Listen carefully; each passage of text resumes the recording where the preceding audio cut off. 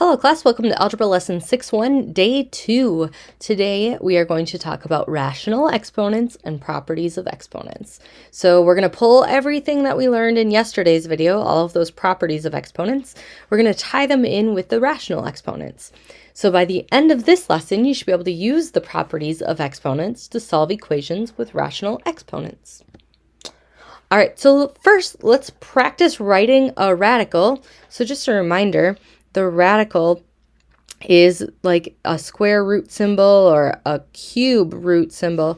Okay, so this symbol here is considered a radical. And if we want to rewrite a radical as an exponent, there's a very specific way that you do that. So I'm going to show you how to convert square roots or cube roots or fifth roots into rational exponents. So we're going to start by looking at that square root of 2. So just a reminder, square root is the one that doesn't have a number here, but if there were, it's 2, okay? And then if I look at this 2, there's no exponent written, so I can just assume it's a 1.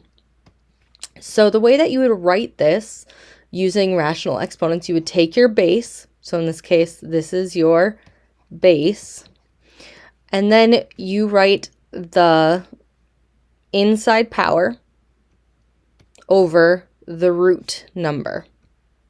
So the square root of 2 is the same as 2 to the 1/2 power. And if I were to look at this one, my base is 5, my power or my exponent is 2, my root is 3. So the third root of 5 squared is the same as 5 raised to the 2/3 power. Okay, so you just need to remember that it goes base raised to the inside over outside. All right, so why don't you go ahead and rewrite this radical with a rational exponent. Good luck. All right, hopefully you said that the third root of 9 would be 9 raised to the 1/3 power, and you would leave it just like that. So now let's practice using the product of powers property to solve equations with rational exponents. So if we think about yesterday's lesson, I have the same bases right here, but different exponents. So what I can do is I can write the base, and then I can add my exponents. And from here, we can actually go one step further when we're talking about equations. If you have the exact same base on both sides of the equal sign, you can get rid of your base and just write an equation using your exponents. So I can take that x over 2 plus x over 3 equals 9. Now, I just solve it like normal. So I see I have two fractions with different denominators, so I need a common denominator, which would be 6. So I'd have to multiply this fraction by 3 on the top and bottom.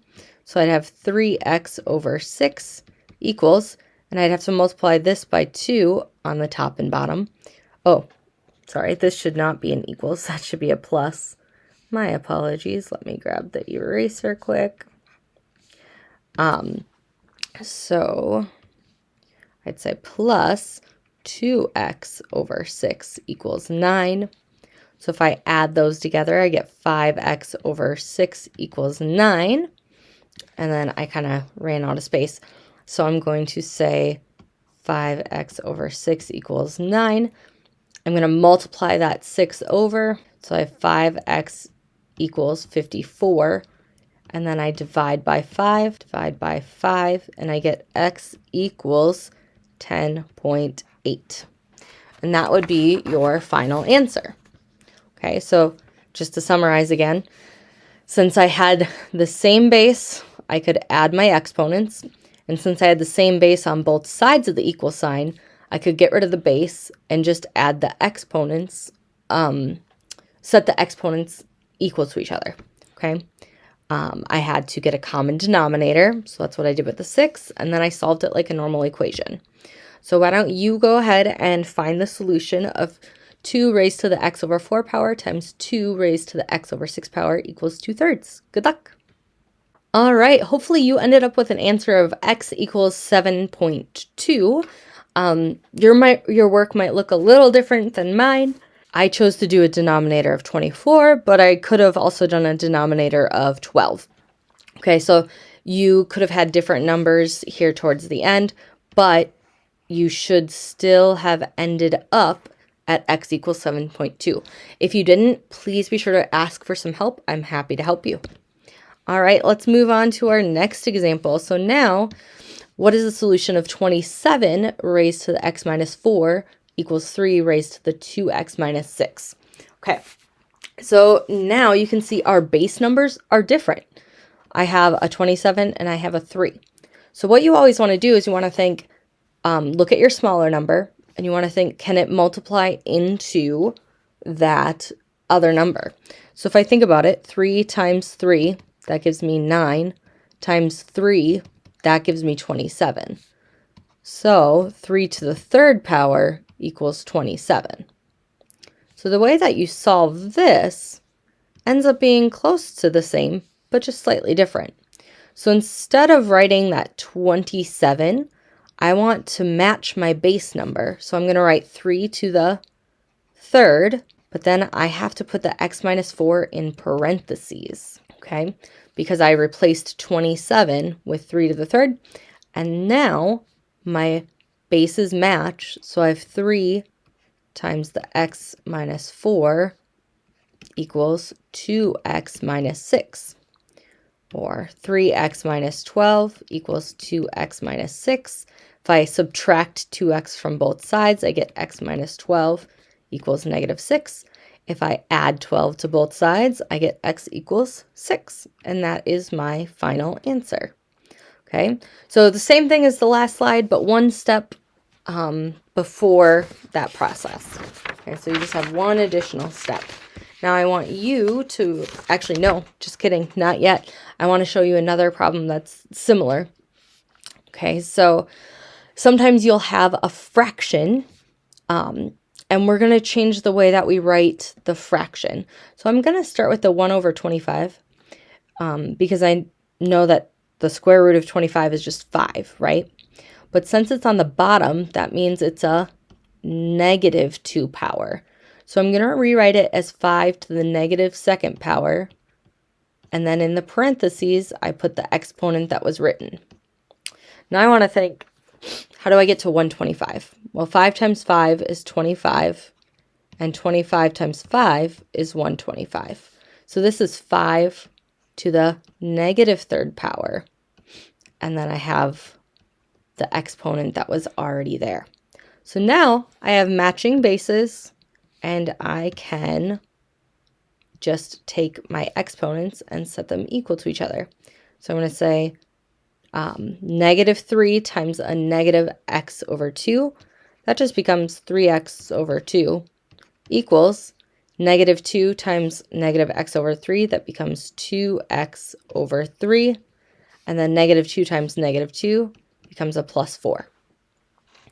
All right, so now what I want to do is I want to get a common denominator. Well, actually, I'm going to subtract the 2x over 3 to the other side.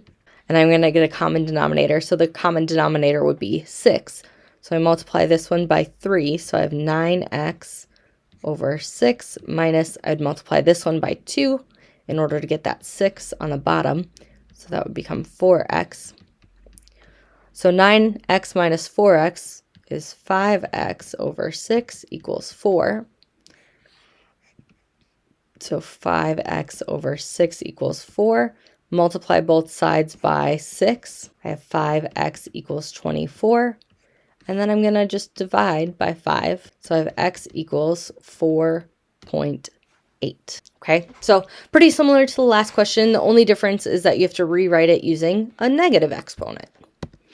Now I have a question for you to solve. What is the solution to this equation? Good luck. All right, for this problem, hopefully you ended up with x equals 1. You said 256 is the same as 4 to the 4th power, so you rewrote it with 4 to the 4th power times x plus 2. And then you distributed that 4, and you got 4x plus 8 equals 3x plus 9.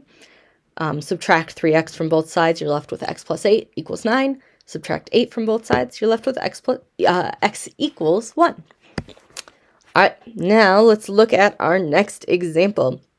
So Adam is setting up for an outdoor concert. He places 3 square blankets near the band as shown in the picture. What is the area of blanket C? So you can see over here that blanket C is x yards squared.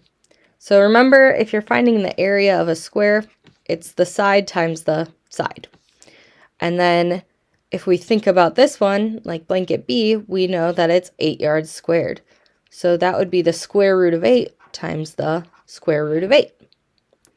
So that tells me that this blanket, or this area right here that's not a blanket, would be the square root of 8 times x, the square root of x.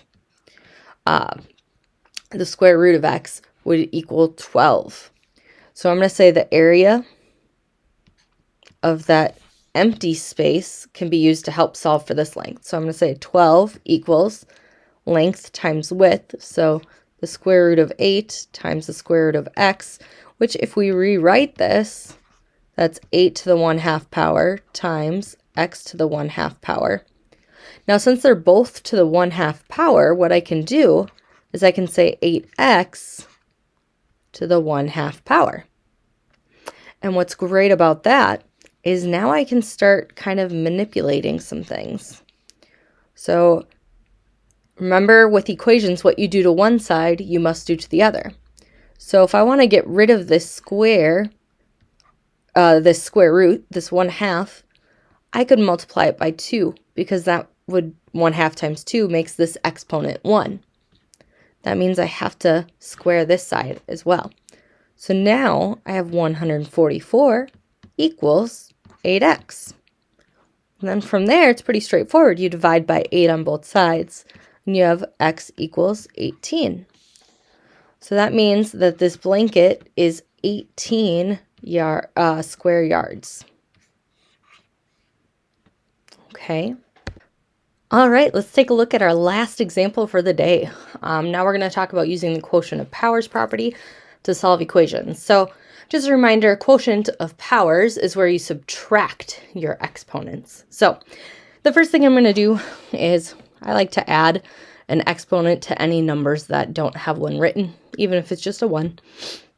And then I'm going to do this power to powers before I do any quotients. So this would become 2 raised to the x divided by 3 over 2 raised to the 1 divided by 3. And it would equal 2 to the first.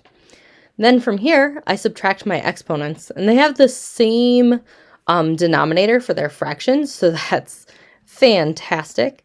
This would become 2 raised to the x, so the numerator, minus 1.